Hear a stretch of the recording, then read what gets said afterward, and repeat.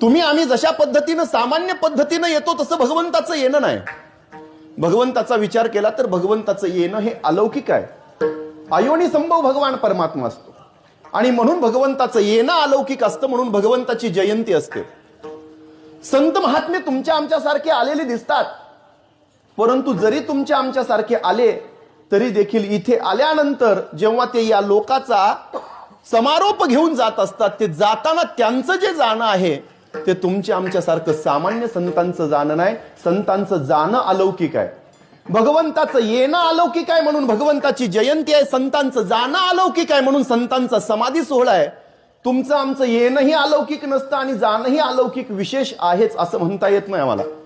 सामान्य रूपाने आमचं असतं आणि म्हणून सामान्य मनुष्याने त्याचं वर्ष श्राद्ध आणि त्यातल्या त्यात जर त्या जीवाने या संसारामध्ये आल्यानंतर संसार